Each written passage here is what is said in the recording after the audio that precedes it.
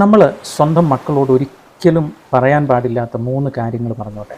ഒന്ന്, ഈ ചെറിയ നിസ്സാര കാര്യത്തിനാണോ നീ കുഞ്ഞു കൊച്ചിനെ പോലെ കരയുന്നത്? ഇങ്ങനെ പറയരുത്. ഇത് അവരുടെ വ്യക്തിത്വ വികസനത്തെ ശരിക്കും നശിപ്പിക്കും കേട്ടോ. അല്ലെങ്കിലും മക്കളുടെ മനസ്സിൽ കടന്നു പോകുന്ന സങ്കടങ്ങൾ ചെറുതാണോ വലുതാണോ എന്നൊക്കെ നമുക്ക് എങ്ങനെ തീരുമാനിക്കാൻ പറ്റുകയല്ലേ? അത് കേട്ട് ആശ്വസിപ്പിക്കുന്നത് തന്നെയല്ലേ നല്ലത്. 2, നീ ഭയങ്കര സെൻസിറ്റീവാണ്, നീ അല്പം കൂടെ മനക്കട്ടിയുള്ള കുട്ടിയാകണം കേട്ടോ. ഇങ്ങനെ അവരോട് പറയരുത്. ഇതും അവരുടെ ഫീലിങ്സിനെ നിസ്സാരവൽക്കരിക്കുന്നതായിട്ടല്ലേ അവർക്ക് തോന്നുക. പിന്നീട് അങ്ങോട്ട് അവരുടെ വിഷമങ്ങളൊന്നും നമ്മളോട് അവർ തുറന്ന് പറയാതാകും. കാരണം പറഞ്ഞിട്ട് കാര്യമില്ല, നമുക്ക് അവരെ മനസ്സിലാവുന്നില്ല എന്ന് അവർ തിരിച്ചറിയല്ലേ. 3, നീ ഇങ്ങനെ പെരുമാറിയത് കാരണമാണ് ഞാൻ നിന്നോട് കോപിച്ചത്, അല്ലെങ്കിൽ നീ ഇങ്ങനെ പെരുമാറിയത് കൊണ്ടാണ് എൻ്റെ സ്വഭാവം ഇങ്ങനെ ആയിപ്പോയത്, ഞാൻ നിന്നോട് ഇങ്ങനെ പെരുമാറിയത് എന്നൊരിക്കലും മക്കളോട് പറയരുത് കേട്ടോ.